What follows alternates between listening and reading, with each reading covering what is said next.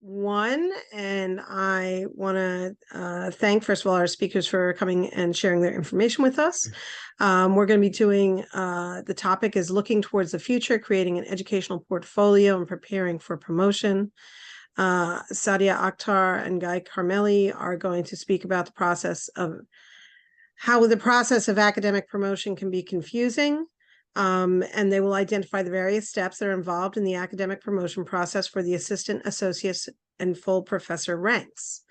They're going to share with us some resources. Saadia is the Associate Dean for GME and Wellbeing and Resilience at Mount Sinai Beth Israel, as well as being a professor of emergency medicine and at Icahn School of Medicine. Carmelli is up in Massachusetts at UMass T.H. Chang Medical School with the UMass Memorial Medical Group, and he is core educational faculty and assistant professor of EM. Thanks very much, guys, for coming to talk to us, and much appreciated. Thank you so much for having us. Sorry, Guy. One other thing I will add is if those who are watching, want to put questions into the chat, then we could, master that as we go along. Yes, please do. So thank you for the introduction. I'm Guy Carmelli. I'm going to be starting us off by discussing the educator's portfolio, and then I'll hand it off to Saadia as she will talk about how to use this in terms of promotion. And we have no financial disclosures. So this is what we're going to talk about. We'll begin by describing the importance of an educator's portfolio and what the key components of having one are. We will look at a real-world example, Saadia's real-world example of an educator's portfolio, and see how it could be used for promotion. And then Saadia will review the steps in an academic promotion process. So what is an educator's portfolio? Well, it is a collection of materials that goes in depth, detailing your teaching skills and educational endeavors. There are many terms for this that you may have heard, whether it's medical educator's portfolio, teaching portfolio, academic portfolio, promotional portfolio. They're all kind of referring to the same thing. So the EP, as I'm going to call it just for shorthand, goes beyond the information that's listed in your CV, allowing you to describe the scope, quantity, and quality of the educational contributions that you have. Classically, this was collected on paper, but today, educators use various virtual formats and even online professional web pages to host their EP. This could help bolster your personal brand and social media presence. There are two types of educational portfolio that I'm going to describe. The first one is the main one, which you can call the developmental EP. It is typically the most comprehensive, so maybe up to 25 or even more pages. You generally update it annually. This is essentially like your formative evaluation. It helps you keep track of your academic achievements over time and helps with strategic planning and goal setting. Next, we have the one we will be submitting to different places, or your promotional EP. This is like your summative evaluation and should be more focused, typically 5 to 8 pages. Here you will highlight the key summarized version of your achievements. And this can help you with promotion, advancement, and recognition. There's many different uses for an educator's portfolio. Classically, we often think of an EP when we're seeking promotion, maybe a new job or a leadership position, or possibly trying to get a raise or some more protected time. Having an EP is especially important for educators not in a program with a dedicated academic track. So you'll have to describe your teaching scholarship as opposed to the more standard quantitative research scholarship that other faculty may have. There are lots of other uses for an EP as well. You can use it to apply for a teaching award. Since this is Cord Connect, I'm just going to bring up the illustrious Cord Academy for Scholarship in Education. And you can use an EP when you're trying to apply for their Academy Award. Sometimes you may need an EP to submit a grant proposal or other project. You may use an EP for a meeting with your mentor or during goal setting discussions, or maybe when conducting your annual performance review at your institution.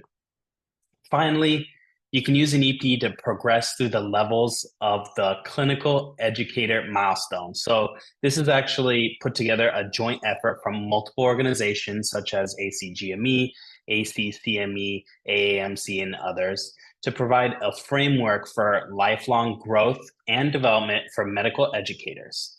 If you haven't heard of the clinical educator milestones, I encourage you to go check it out.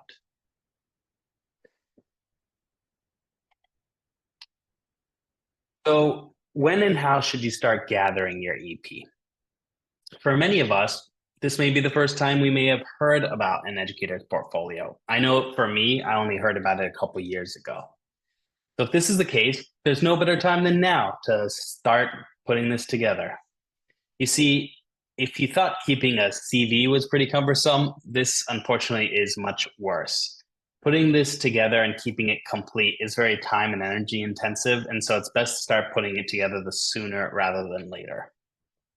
Once constructed, however, it gets easier to add new projects and accomplishments into already formed buckets as you go, rather than trying to find lost or difficult to find information at a later date. So to start your EP, I recommend using an EP template. Many of these templates exist in the literature. I would actually start by finding out if your specific institution have their own EP template, so you can use their preferred method when you're getting ready for promotion, and it'll already be in their preferred format.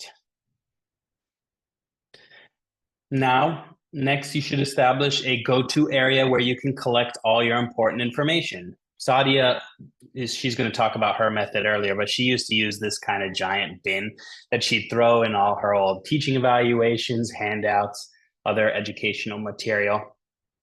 This way, when she's ready to go curate the information into an EP, it's all in one place. Now, these days, it might be better to use a virtual format, so you can find a folder on your computer or use some sort of online device like a Google Drive or Dropbox or something. Basically a central location that you can dump everything into as you go, and then you'll know where everything is. Finally, it is important to set aside certain time during the year at set intervals, maybe every couple months or a couple times a year, so that you can keep updating your EP, because you don't want to get like a few years behind and then you have to apply for a teaching award and then it takes days to put this together. Now, while this may change per your specific need or your institution, in general, these are the categories or elements of a typical educator's portfolio. So I'm going to describe the typical elements, but it changes. So first, you're going to have an educational philosophy statement, basically your personal statement. Next, you'll develop a 5-year plan as an educator and your own personal goals and objectives. The meat of your EP, however, will be a collection of your educational contributions within 5 main categories, which we'll talk about more later, but they are teaching, assessment, curriculum, mentoring, and leadership. And then finally, depending on what you're using your EP for, you may need to gather a collection of letters of support from peers, learners, or your supervisors. Okay, so let's review all these elements that I just described. First, with the educational philosophy statement, which will open your EP. Basically, this statement describes your teaching approach over time and how it changed with your practice and past experience. And you're going to evidence this by various educational endeavors that you have participated in. You can think of this like a goal-driven personal statement, like when you're applying for residency, or maybe a company's mission statement. Also, it is expected that your teaching beliefs should change over time. And as you understand learning theory more and as you reflect on your various teaching experience, and they kind of shape how you educate. So therefore, this statement should basically be evolving over time. The philosophy statement will have three main parts in general. First is your teaching philosophy, which has the medical education theories that you practice. And then there'll be a collection of educational experiences, often your teaching activities. And then finally, there'll be some sort of self-reflection about your journey up until now, which you can then describe your strengths and weaknesses. Although the philosophy statement is traditionally the first section of an EP, we generally suggest that you write this last so that the principles discussed reflect the rest of the portfolio that you put together. So keep in mind, the reviewers of your EP will likely be studying your educational philosophy statement and looking for examples throughout the portfolio that demonstrates a commitment to these philosophies. Okay, so if you're trying to write your philosophy statement and you don't know where to start, there's a few key questions you can ask yourself to help reflect on what your actual philosophy is. So one example is, what's the secret recipe or overall approach to education and how you do it? Another is, what are the ingredients or characteristics that make up a good teacher? You can reflect upon the different ways people learn and how you adjust your teaching style accordingly. You can think of the various environmental or interpersonal factors that may promote or impede in learning. And how can you circumnavigate this in your teachings? Finally, you can think about your special strengths as a teacher, or ask yourself how you can illustrate your educational philosophy or principles with examples from your own teaching experience. So these are some of the various questions. There's many more questions that you can find online when you're trying to put together a philosophy statement. All right, so while the philosophy statement may focus on the past and what got you to where you are, the next category of your EP is your 5-year plan and goals as an educator. So this kind of describes the future. If you want to take some time, reflect on where you'd like to be in 5 years. This is essential for your developmental EP as you meet with your mentors, self-reflect, and plan your next steps as an educator. Just like there are many questions you can reflect on when writing your educational philosophy statement, so too there are various questions out there when you're thinking about your 5-year plan, and even a personal developmental plan that you can find online to help you document exactly the next steps in your career. Keep in mind, mentors can definitely help you out a lot in putting this together. And then similarly, you also want to put together both short and long-term goals and help figure out, where you want to be in the future as an educator. It is important to always reevaluate and update these goals regularly, especially when you meet with your mentors. Don't forget that these goals and objectives should be smart, specific, measurable, attainable, relevant, and time-bound. Okay, so now I'm going to get into the educational contributions, which I mentioned before is the meat of your EP. This is where you go in depth into the various MSEd activities. Here you see 5 main categories. While collecting all this information, it is important to remember Boyer's extended definition of scholarship, specifically the scholarship of teaching. While not everything we do must fit this, in order to be competitive against our non-education faculty, we want to have a lot of our scholarship meet Boyer's definition. So in that, our work should be made public to a wider audience, be available for peer review, and be able to be reproduced. So those are things you should keep in mind as you start filling out these buckets. Okay, so let's begin with our first category, the category of teaching. This is going to be the heart of the collection of materials that you're going to collect. So here you include all the teaching activities and engagements that you've done. It is more than just a list that you'd find in your CV, but it also must highlight your teaching impact and include individual examples of techniques, approaches, and outcomes of teaching. You also should include general materials used in your lecture, tutorials, workshops, and courses. You will be focusing on both quantity and quality of your teaching. So for quantity, you'll summarize a lot of the time spent and how often and types of learners and quantity of learners. This is a lot of the stuff that you're going to be getting directly from your CV. But more importantly, you want to describe your teaching quality. So talk about the process you got to your teaching, the work spent preparing. You want to show your impact, how you reach your learners, the flexibility of your teaching style. And then you want to talk about any highlights or outcomes of your teaching effectiveness. So you want to look at data of success, peer feedback. Do you have any pre and post data about your curriculum or invitations to return to teach again? How about any formal recognition or awards? Now you're going to move on to assessment, both self and learner assessments. Self-assessment should include not just introspection of one's own activities and achievements, but should also be informed by external feedback. Actually, you can use the clinical educator milestones that I mentioned before as a framework for self-assessment. Next is learner assessment, or your teaching evaluations. This information provides an opportunity to see yourself through the eyes of others in order to inform and evolve your teaching practice. It is important to look for a variety of sources of feedback. This is why I wrote 360-degree feedback.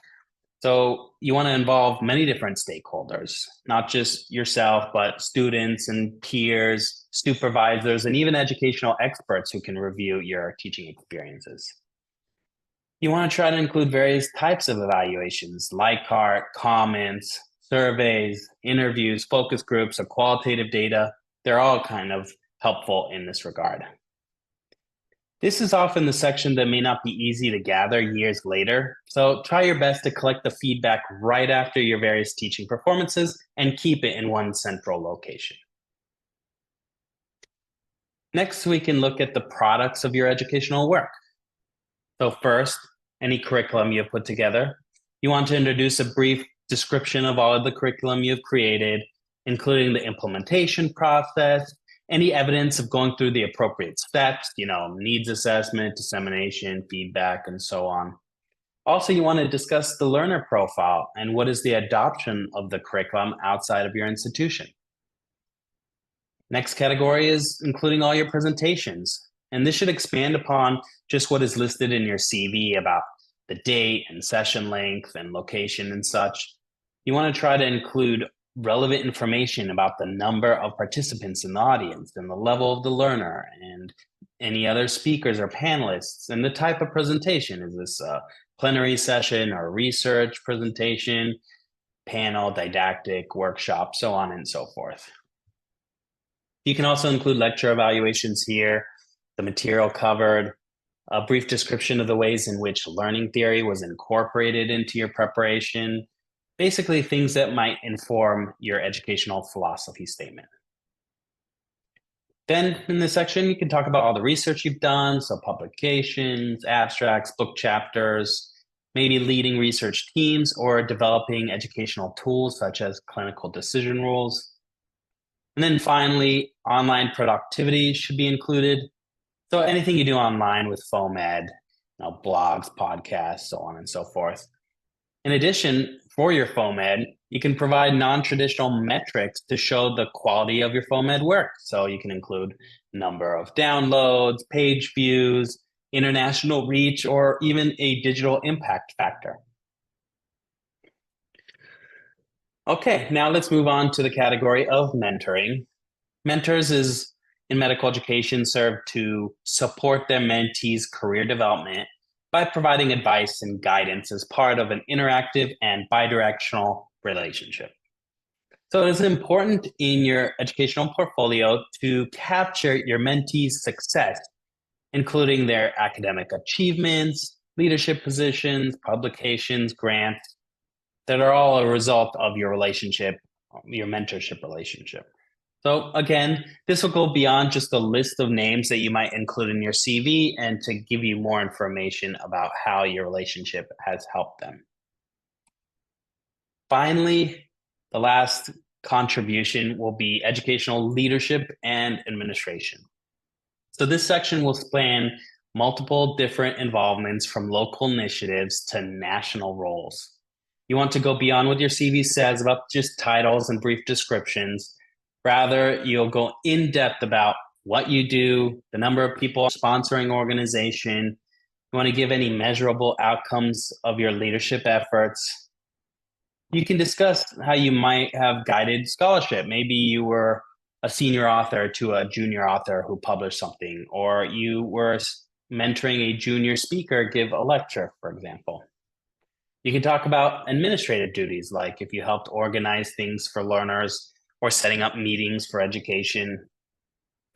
Finally, you can include any professional development courses that you may have taken, so postgraduate degrees or programs, CME activities in medical education, or maybe you've attended educational conferences or meetings, other seminars or workshops, or you've done some modules. All of that could be included here as well. Finally, you will need to gather some letters of support depending on your specific situation. It's good to start thinking about mentors, peers, supervisors that know the scope of your work and can attest to your educational contributions. So then you can, start asking them early to write a letter of support, and they can include specific positive feedback about you. The number of letters and specific criteria may vary by institution or situation, so you need to find that out ahead of time. And then while you're asking people for letters of support, it's good to have an opportunity to have a lot of these experts do a full review of your portfolio, especially before you plan to submit it. And so I know that was a lot of information. I'm actually going to stop sharing because I'm going to pass this off to Saadia. This is a long process, but this is a marathon, not a sprint. So you guys have plenty of time to work on this as you progress through your careers. Thank you, everyone, for having me, and I'll pass it off to Saadia now.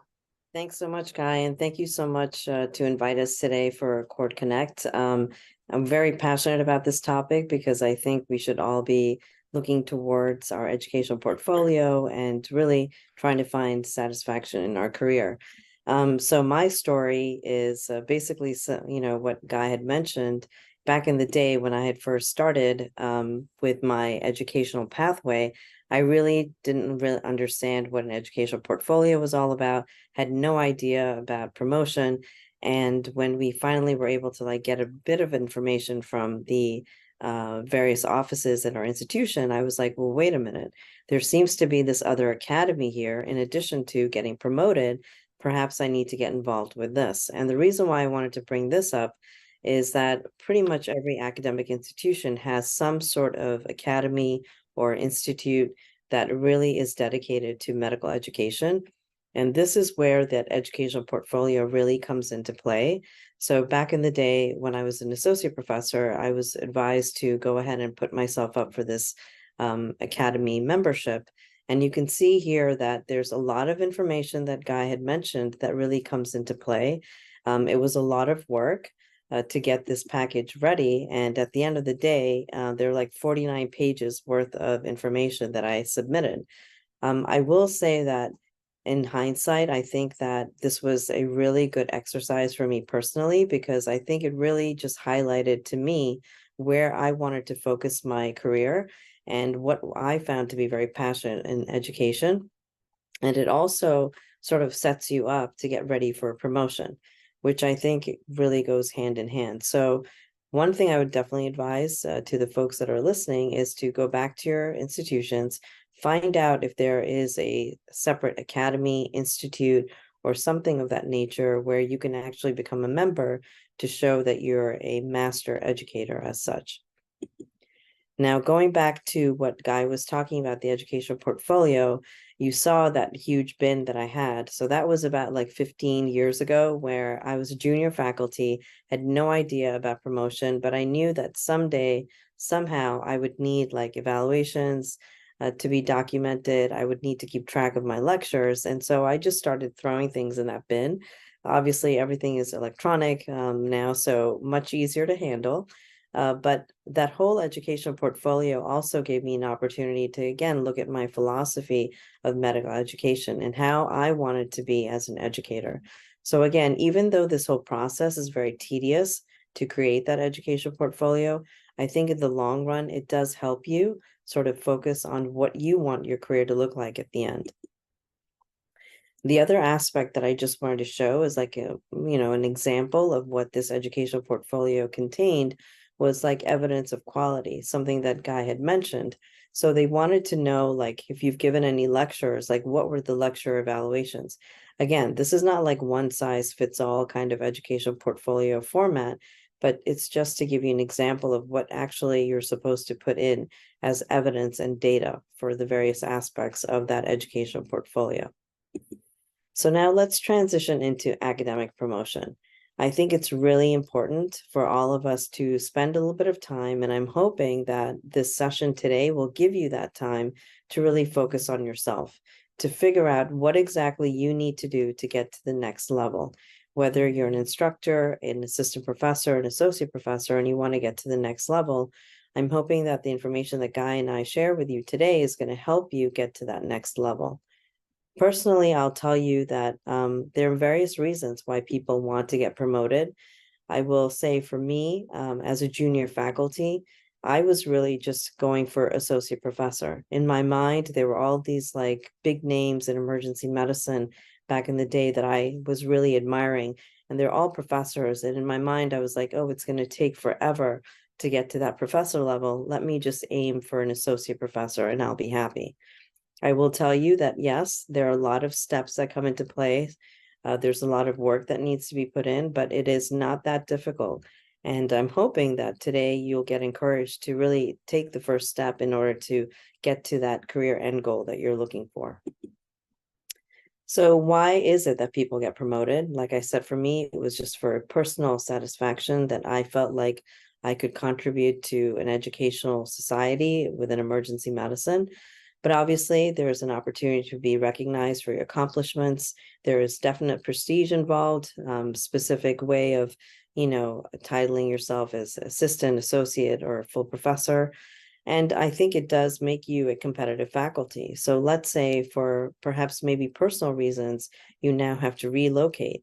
And if you are a full professor at your current institution and now you're trying to look for a job at another one, I think that full professor academic title does come into play and will help you and make yourself come across as being competitive faculty. There are some institutions that actually will give a salary increase if you are getting promoted from assistant to associate to full professor. Again, this doesn't happen everywhere, but there are certain institutions that will do that and also will tie it into increased protected time. Again, very variable depending on specialty, location, and the institution that you're at.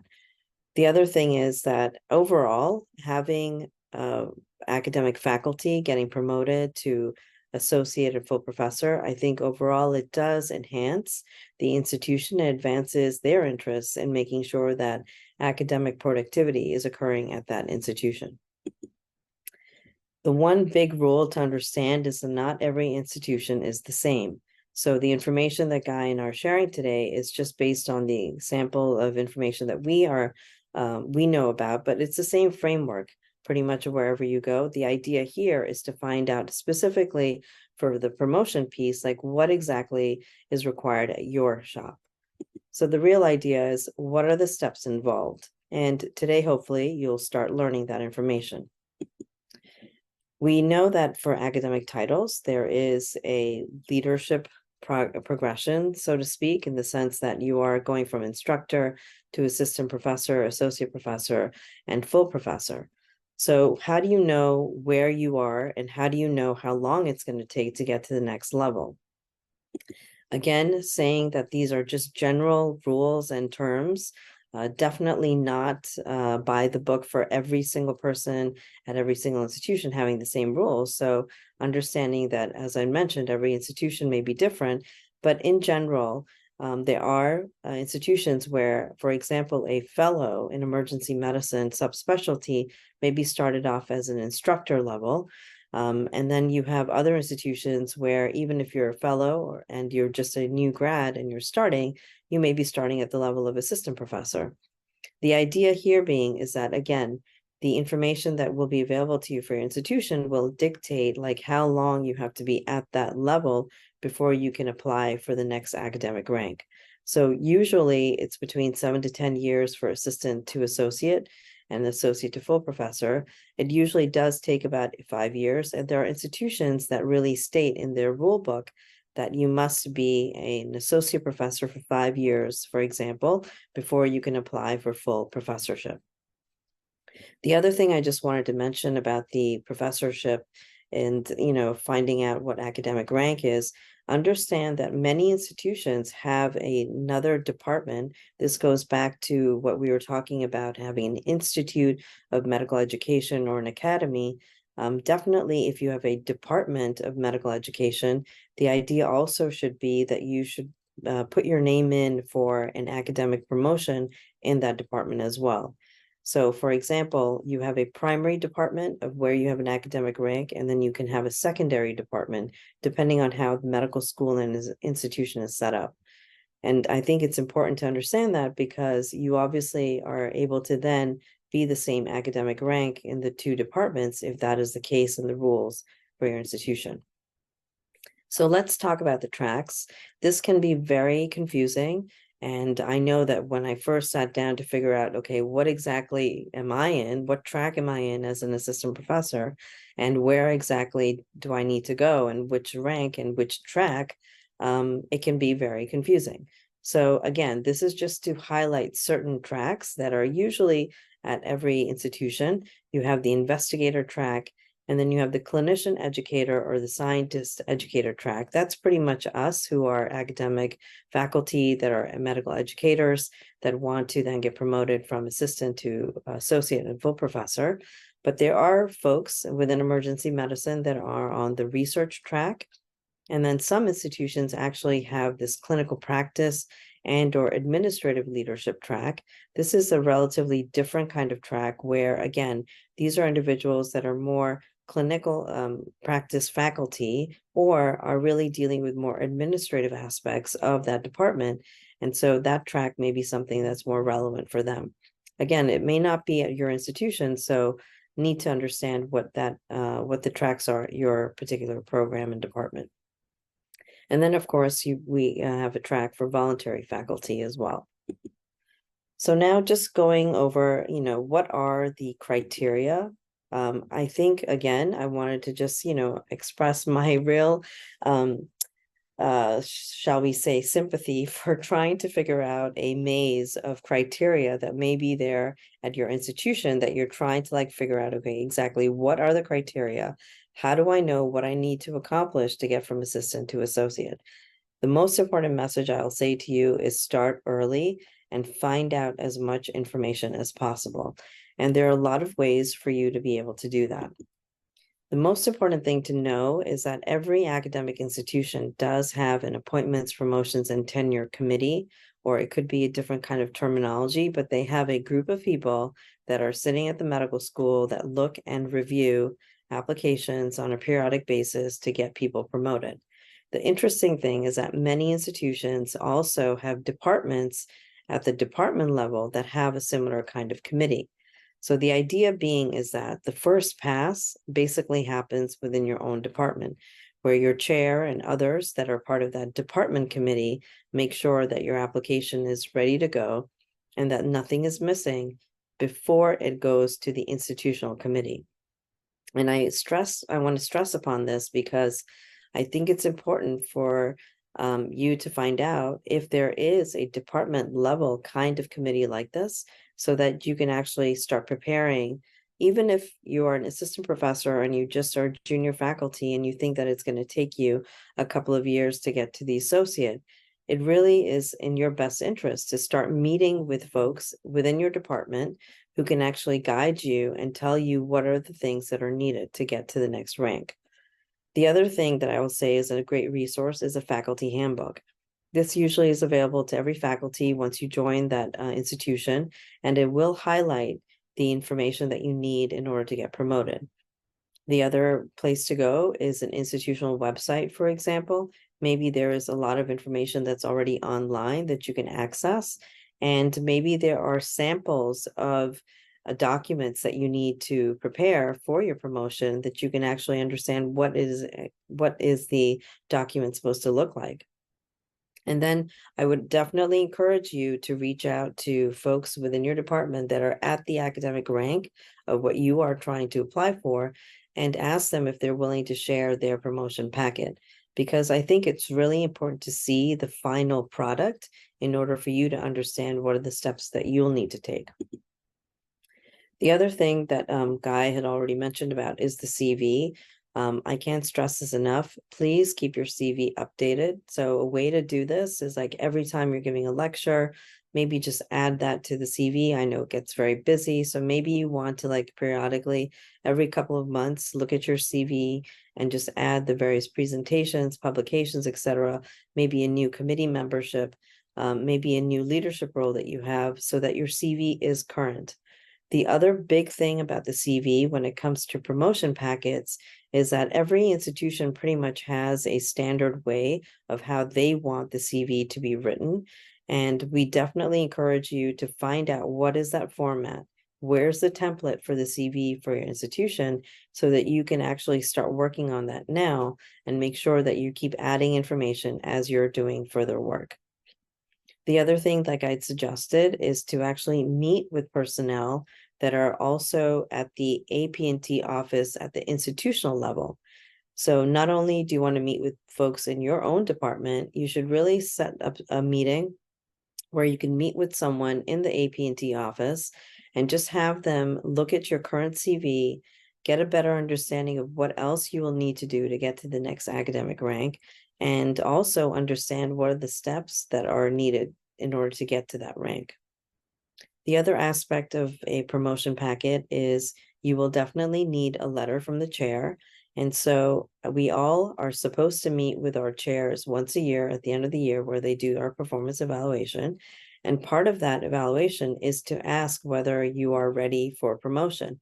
And so having that conversation with your chair is really important. Your chair may be saying that, okay, it seems like you need to focus more on giving lectures or having more national recognition, or you need to get more publications done. At least that will give you more guidance as to which way you need to go and spend your energy over the next couple of years so that you have a better chance of getting promoted. The other aspect is letter writers. And so this aspect is really important as well, because the whole idea here is that people want to know that if you were applying for that academic rank at another institution, would you have met their criteria? So what does that mean? That basically means that when you are putting your application in for promotion, let's say you're going from assistant to associate and you need X number of letters. The idea here is that you would want individuals that are already at the associate level to write a letter that will basically go ahead and review all your accomplishments and really just hopefully at the end say that you have met all the criteria to become an associate professor in the Department of Emergency Medicine at your institution.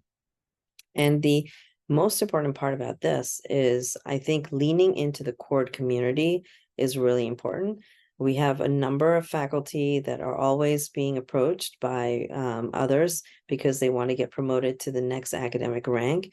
And also your chair can help you get connected and give you names of individuals who would be willing to write that letter for you. Now, some of the rules for the institutions are that, for example, let's say that you need 5 letters, and they may state that only 2 letters can be from individuals within your health system or your institution, and you will then need 3 external letter writers. That's where the assistance of your chair and the cord community can be very helpful. So the whole point here is knowing, again, what the criteria are. Now, as far as like promotion is concerned, again, we know that there's a lot of information that is out there for in general, but what I wanted to do over the next couple of slides is just give you an example of what one particular institution has. And again, We have said that one size does not fit all, and I would strongly encourage you to just look at the information that's already available at your institution and set up that meeting so that you can get further information. So for me at the Icahn School of Medicine at Mount Sinai, honestly, if you just Google like promotion and tenure, Icahn School of Medicine at Mount Sinai, the website will pop up, and this is all public facing information. And you'll see here that there's a whole section on promotion. What they also highlight are the different tracks that are available for academic faculty, and they also highlight the faculty handbook where you can find further information. So this is a step where you should absolutely be doing now so that you can at least get the initial information that you need before you go and meet with anyone else. When you look at the faculty handbook, you'll see that there's a whole chapter dedicated to appointment, promotion, and tenure procedures. And based on whatever faculty rank you want to go for, it'll have that information for you. So again, these are just screenshots. This is all public facing, and I'm sure your institutions also have something similar that you should be looking at.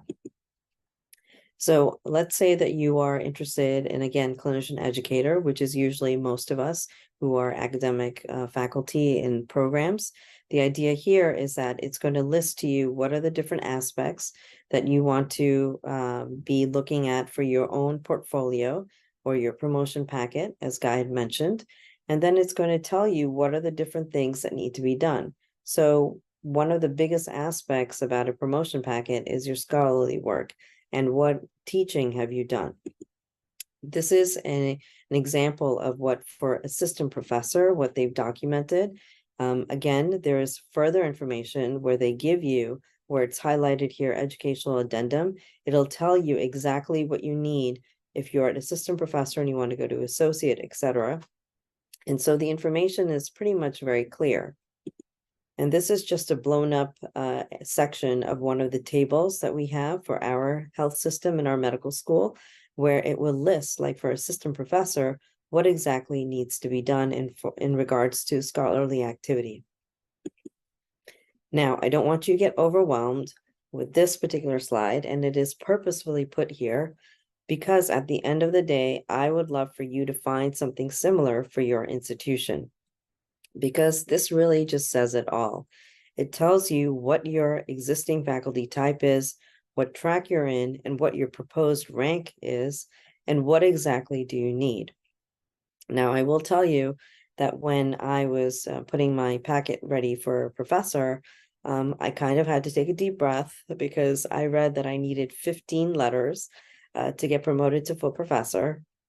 But I will tell you again, I tapped into my colleagues within the court community and was able to do that without any difficulty because everyone was very generous with their time and with their support. So the reason for showing this slide is that this really does give a synopsis of what exactly is the information that you need in order to get your packet ready.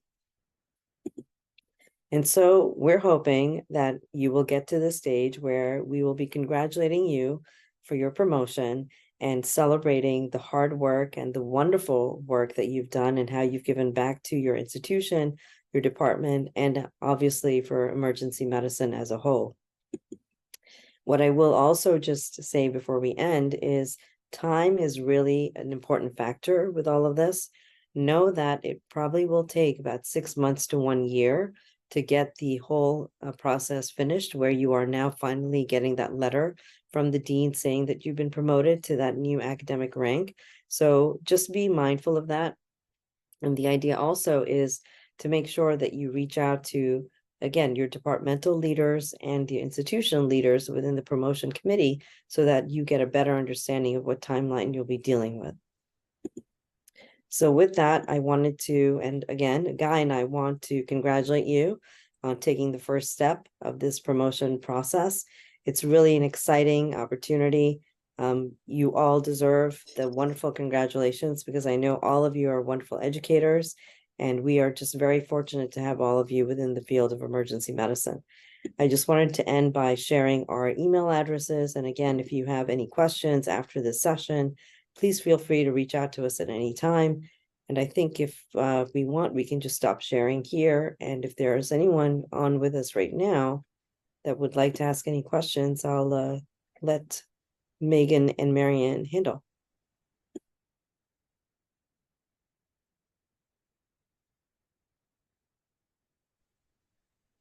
Thank you, go ahead, Oh, Dan. no, go ahead, Jillian. I was just saying, thank you, Saadia. That was wonderful as always. And I'm in the faculty development role where I'm helping a lot of our faculty get promoted. And one thing that is constantly evolving for us is the educational portfolio. And I had to join late, so I'm sorry if you talked about this at the beginning, but does CORD have any examples, like blank ones that people can look through? I know we can, by institution, it varies so much. But both in writing letters when people go up for promotion, sometimes it's confusing on how to address those. And I know I have asked ACEP to look at this too, but if there's any specific guidance on how to write a good letter, and then also any information on how to compose an educational portfolio, if you had any thoughts on that. I mean, I will tell you, and it's so nice to see you, Jillian. I will tell you that it's difficult, right? Because it's so variable. Like even within the institution, you have different sites and you have this whole like maze that you have to go through. So I'm not sure. I know that we have board members here from CORD. Perhaps this is something that can be brought up at the board level. I know in the past we've tried to talk about the letter writing, like coming up with examples of a format. But even then, like, you know, I'm writing letters, as I'm sure all of you do, periodically. Every institution is so different. They want you to highlight various aspects versus other aspects. So I'm not sure, but maybe Dan can handle that or Marianne. I don't know if maybe you can bring that back to the CORD board and see if that could be a suggestion. When I was preparing for the talk, I did see a couple examples. First, the Cord Academy of Education, they have specific examples and multiple templates that you can see from that website. I also saw AAP had an example. There was a few recent like publications that kind of highlighted these examples. Like last month in AEM ENT, there was a publication blueprint for an educator's portfolio that points to some examples. So I'd probably either go on the Cord Academy of Education or look at that recent publication. Thank you. I think also one of the things that Saadia was emphasizing, and now at my third institution, seeing how different the requirements were for each institution, it's going to be perusing that med school website and finding out what, they generally have a template. They have some sort of structure, a template for whatever they're going to call it, whether it's an educational portfolio or they may call it your CV, even we know it's much more than that, correct?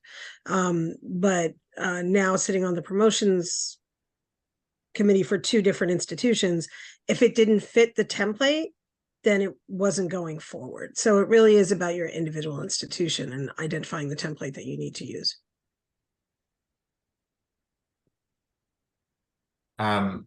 Maybe this is more for Saadia, just based on what you went through with the application to the Institute, but I'm wondering for the people that watch this that are earlier in their career, as you went through that process, what was the hardest like type of data or portfolio element to collect for you? And how do you like the thing for people not to forget? I know, Guy, you mentioned some of them, like people don't think about the evals and things, but just as you retrospectively tried to gather some, although it sounds like you had your bucket and you were doing it all the time, but like, what do you think is the hardest part for people to keep track of or remember to keep track of that becomes important later? Yeah, I think that's a great question, Dan. And one thing I will say also that I wanted to mention is that for our particular Institute of Medical Education at Sinai, people feel like you have to be this master educator and that you must have been like, a faculty for years. We actually have like a fellow status. So there's a fellow status and a master educator status. And so we encourage junior faculty to put their application in for the fellow status, which obviously the criteria is a little bit, different from someone who's going for master. But in reflection of putting my stuff together, I think the challenging part was remembering that you wanted to get concrete data for your lectures and your sessions and the workshops that we're doing. So this is where, if you're going to a national meeting and you're presenting, not everybody gives you feedback and you don't get that data. Some organizations are better than others.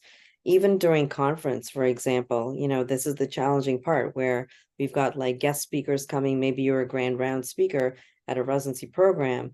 It really is in everyone's best interest to provide that, feedback about that lecture. The other aspect was for our particular packet, the research. And so it's not just about listing that you publish this data, but it's actually looking at, the impact factor of that research that you published. And so just understanding that and getting a better sense of it. And I think this goes back to Jillian, like, God bless you for doing your role, first of all. But I would definitely say, like, having someone show you what the final product looks like makes such a big difference, which is what I sort of understood early on. So I asked some of my colleagues that were already master educators, and they were very gracious. They shared their packet with me so that I could see exactly where I needed to focus on. And I think, Jillian, in your role, that would be beneficial too, where they're able to like see what the final product looks like. Hopefully that answers the question. It does. Thank you very much. Yeah, they keep changing it. And so I did it formatted off a template from last year, and this year they want to incorporate the teaching philosophy into the educational portfolio. And so it kind of, it changes so frequently. Like you said, it's just variable even within the same institution year to year. I feel like there's some changes, but this was really helpful. Thank you.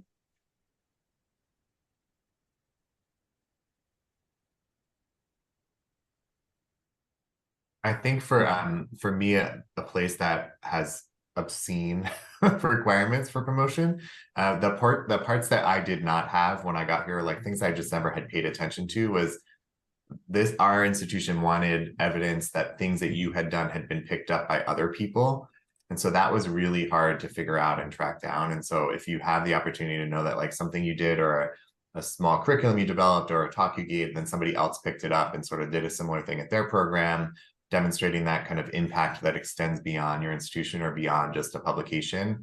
They actually wanted evidence of that. And so that was really hard for me to find kind of retrospectively. So if you ever hear that or people ask you for it, like keep that written down somewhere and keep a file of that kind of stuff. And I think that kind of goes back into what I mentioned earlier about, Boyer's definition of scholarship, and for, to prove that teaching is actual scholarship, you want it to have like peer review and dissemination and stuff. And so when you're deciding like your activities, like a lot of medical educators will recommend you to do, try to do multiple birds with one stone. Like if you give a lecture, like record it. If you do a curriculum, put it online, because that is really how you're going to like, get that level of scholarship. And it also give you like multiple additional lines. Yeah, and this definitely agree with Guy, and this goes back to what Dan was saying. So even for our Institute for Medical Education, one of the criteria was like evidence of dissemination. And it wasn't that, I was in I gave a lecture to like 50 people. It was, no, what did that lecture do? Were you able to like have others pick up on that lecture, or a workshop that you invented that some others have now sort of recreated for their benefit? So very important part of that packet too. I have one more question for you guys. What do you do when you get asked to write a letter from someone who you've worked with, through CORD, and you look at and they send you their CV, or maybe their department, forward you all their information, and they wouldn't meet criteria at your institution? And I think we've all seen there's quite a significant variability between different groups of what their requirements are for associate professor.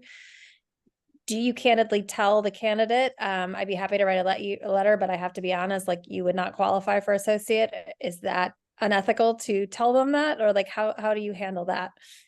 Yeah, I will say that that's happened to me, where, there was a chair that reached out to me about one of their faculty who I did not know. And basically they were going from assistant to associate. And when I looked at their criteria for their own institution and my institution, and then when I looked at what was accomplished, I was very hesitant because, again, we are being held to a standard. The whole process of having these letter writers is exactly for that purpose. So I circled back to the chair to just explain, this is the situation.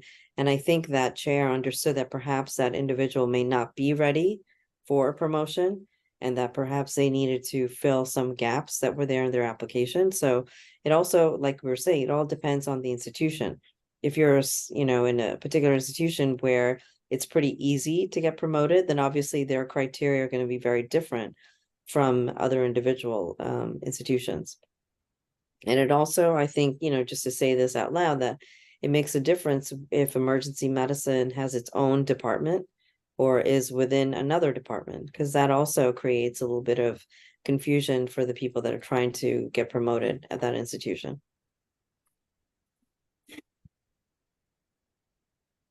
I've never said no, but I definitely have left that portion out of my letter if it seems to me like they wouldn't get promoted where I am, which I also have this lens of like the Harvard promotion system is kind of crazy. But if it feels like they meet the criteria that they've written as their institution, then I usually just sum it with, it appears that this candidate meets the criteria you've established for your institution, and leave out the portion of, and they would easily meet it at my institution as well, unless it's very obvious. But when I was at other places, I would do that more often, but I've never said no, because I also feel like if the chair and if their department has decided they want to put this person forward, like I assume that person knows the culture in their institution, and I want to help to support people and get people forward, unless it's glaringly obvious, which I've never had that sent to me where it was so obviously not quite there that I didn't know what to do. Yeah, sometimes the request will specifically say, would this individual be promoted? And I feel like you have to answer it, but I try to be nice to say, like, unfortunately they wouldn't meet at my criteria because we have to have 25 publications or whatever, and you have 0. but it's clear that they meet the requirements that you require, more because I hope that gives feedback to them. Like maybe we need to raise our bar a little bit as emergency medicine is starting to evolve and become a more recognized specialty. That, there are some crazy like 0 requirements out there where it's just like, I showed up to conference, that counts for associate professor. And I'm like, what? So it is pretty variable. I think the great thing that the court community can do is be exactly that, be, letter writers and make it easier, because I think as a junior faculty, it can be very overwhelming where even like 5 years in, 7 years in, now you want to go to associate, you may not have that network of individuals that that are at the associate professor level. And I think that's definitely a place where court can come in to help.